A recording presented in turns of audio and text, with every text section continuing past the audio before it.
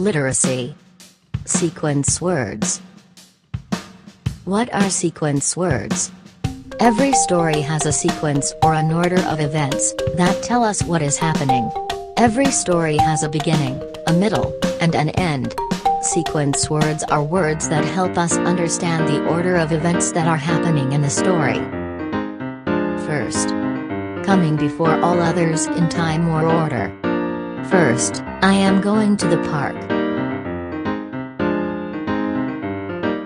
Second. Constituting number 2 in a sequence, coming after the first in time or order. Second, I am going to play soccer. Then. At that time in question.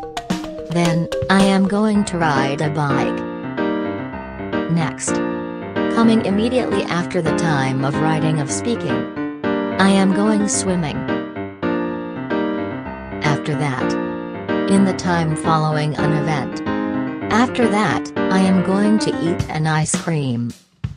Finally. As the last in a series of related events.